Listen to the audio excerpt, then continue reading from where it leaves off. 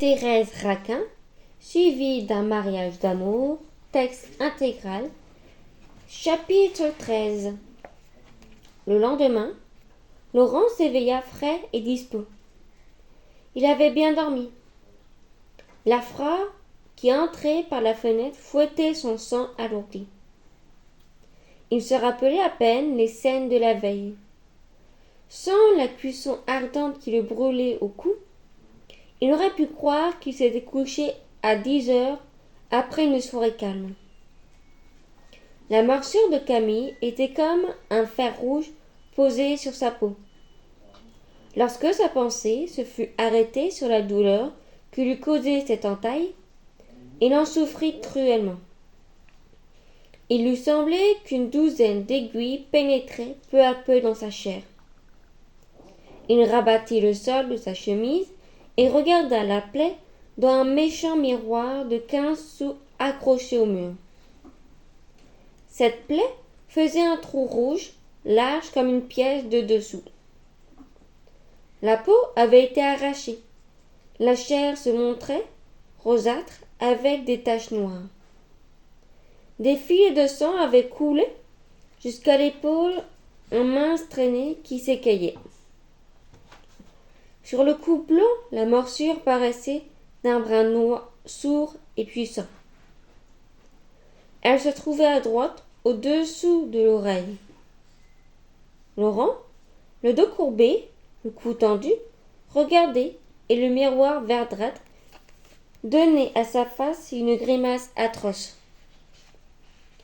Il se lava à grande eau, satisfait de son examen, se disant que la blessure sera cicatrisée au bout de quelques jours.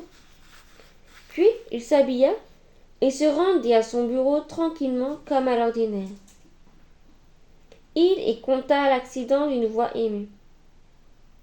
Lorsque ses collègues eurent lu les faits divers qui couraient la presse, il devint un véritable héros. Pendant une semaine, les employés du chemin de fer d'Orléans n'eurent pas de sujet de conversation. Ils étaient tous fiers qu'un des leurs se fût noyé. Rivette ne tarissait pas sur l'imprudence qu'il y a à s'aventurer en pleine Seine. Quand il est si facile de regarder couler l'eau en traversant les ponts. Il restait à Laurent une inquiétude sourde. Le décès de Camille n'avait pu être constaté officiellement. Le mari de Thérèse était bien mort, mais le meurtrier aurait voulu retrouver son cadavre pour qu'un acte formel fût dressé. Le lendemain de l'accident, on avait inutilement cherché le corps du noyé. On pensait qu'il s'était sans doute enfui au fond de quelques trous sous les berges des îles. Des ravageurs fouillaient activement la Seine pour toucher la prime. Laurent se donna la tâche de passer chaque matin par la morgue, en se rendant à son bureau. Il s'était juré de faire lui-même ses affaires. Malgré les répugnances qui lui soulevaient le cœur, malgré les frissons qui le secouaient parfois, il alla pendant plus de 8 jours, régulièrement, examiner le visage de tous les noyés étendus sur les dalles. Lorsqu'il entrait, une odeur fade, une odeur de chair lavée, l'écœurait, et des souffles froids couraient sur sa peau. L'humidité des murs semblait alourdir ses vêtements, qui devenaient plus pesants à ses épaules. Il allait droit au vitrage qui sépare les spectateurs des cadavres. Et collé sa face pâle contre les vitres, il regardait. Devant lui s'alignaient des rangées de dalles grises, çà et là. Sur les dalles, des corps nus faisaient des taches vertes et jaunes, blanches et rouges. Certains corps gardaient leur chair vierge dans la rigidité de la mort. D'autres semblaient des tas de viande sanglants et pourris. Au fond, contre le mur, pendaient des loques lamentables, des jupes et des pantalons qui grimaçaient sur la nudité des plâtres. Laurent ne voyait d'abord que l'ensemble blafard des pierres et des murailles, tachées de roux et de noir par des vêtements et des cadavres. Un bruit d'eau courante chantait. Peu à peu, il distinguait les corps. Alors, il allait de l'un à l'autre. Les noyés seuls l'intéressaient. Quand il y avait plusieurs cadavres gonflés et bleuis par l'eau, il les regardait avidement, cherchant à reconnaître Camille. Souvent les chairs de leur visage s'en allaient par lambeaux. Les os avaient troué la peau amollie. La face était comme bouillie et dessaucée. Laurent hésitait. Il examinait le corps, il tâchait de retrouver les maigreurs de sa victime. Mais tous les noyés sont gras. Il voyait des ventres énormes, des cuisses bouffies, des bras ronds et forts. Il ne savait plus, il restait frissonnant en face de ces haillons verdâtres qui semblaient se moquer avec des grimaces horribles. Un matin, il fut pris d'une véritable épouvante. Il regardait depuis quelques minutes un noyé, petit de taille, atrocement défiguré. Les chairs de ce noyé étaient tellement molles et dissoutes que l'eau courante qui les lavait les emportait brin à brin. Le jet qui tombait sur la face creusait un trou à gauche du nez. Et brusquement, le nez s'aplatit. Les lèvres se détachèrent, montrant des dents blanches. La tête du noyé éclata de rire. Chaque fois qu'il croyait reconnaître Camille, Laurent ressentait une brûlure au cœur. Il désirait ardemment retrouver le corps de sa victime, et des lâchetés le prenaient, parce qu'il s'imaginait que ce corps était devant lui. Ses visites à la mort l'emplissaient de cauchemars, de frissons qui le faisaient haleter. Il secouait ses peurs. Il se traitait d'enfant. Il voulait être fort, mais, malgré lui, sa chair se révoltait. Le dégoût et l'effroi s'emparaient de son être. Dès qu'il se trouvait dans l'humidité et l'odeur fade de la salle. Quand il n'y avait pas de noyer sur la dernière rangée de dalles, il respirait à l'aise. Ses répugnances étaient moindres. Il devenait alors un simple curieux. Il prenait un plaisir étrange à regarder la mort, violente en face, dans ses attitudes lugubres, bizarres et grotesques. Ce spectacle l'amusait, surtout lorsqu'il y avait des femmes étalant leur corps nu. Ces nudités brutalement étendues, tachées de sang, trouées par endroits, l'attiraient et le retenaient. Il vit, une fois, une jeune femme de 20 ans, une fille du peuple, large et forte, qui semblait dormir sur la pierre. Son corps frais et gras blanchissait avec des douceurs de teinte d'une grande délicatesse. Elle souriait à demi, la tête un peu penchée, et tentait la poitrine d'une façon provocante. On aurait dit une courtisane vautrée. Si elle n'avait eu au cou une raie noire qui lui mettait comme un collier d'ombre. C'était une fille qui venait de se pendre par désespoir d'amour. Laurent la regarda longtemps, promenant ses regards sur sa chair, absorbé dans une sorte de désir peureux. Chaque matin, pendant qu'il était là, il entendait derrière lui le va-et-vient du public qui entrait et qui sortait. La morgue est un spectacle à la portée de toutes les bourses, qui se paye gratuitement les passants pauvres ou riches. La porte est ouverte entre qui veut. Il y a des amateurs qui font un détour pour ne pas manquer une de ces représentations de la mort. Lorsque les dalles sont nues, les gens sortent désappointés, volés, murmurant entre leurs dents. Lorsque les dalles sont bien garnies, lorsqu'il y a un bel étalage de chair humaine, les visiteurs se pressent, se donnent des émotions à bon marché, épouvantant, plaisantant, applaudissant ou sifflant, comme au théâtre, et se retirent satisfaits en déclarant que la morgue est réussie ce jour-là.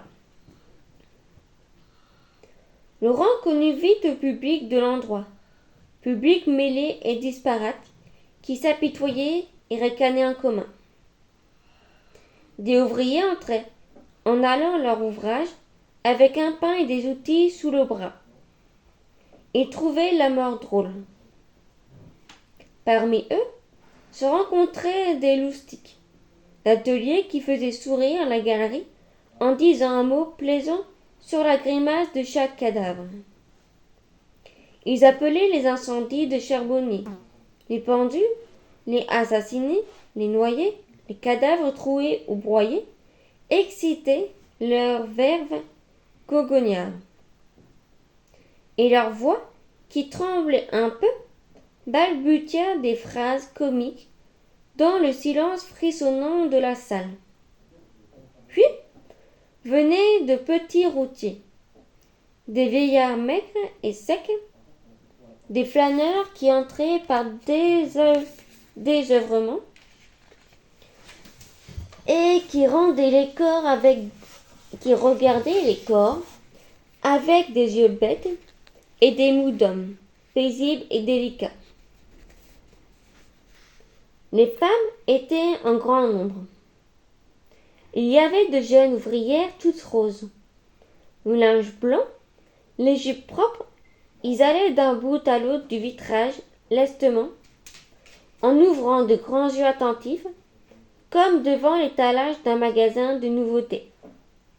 Il y avait encore des femmes du peuple, hébétées, prenant des airs lamentables, et des dames bien mises, traînant nonchalamment leurs robes de soie. Un jour, Laurent vit une de ces dernières qui se tenait plantée à quelques pas du vitrage, en appuyant un mouchoir de batiste sur ses narines.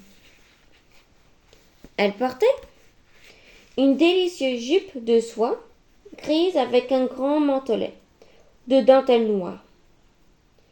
Une violette couvrait le visage et ses mains gantées paraissaient toutes petites et toutes fines. Autour d'elle traînait une senteur douce de violette. Elle regardait un cadavre.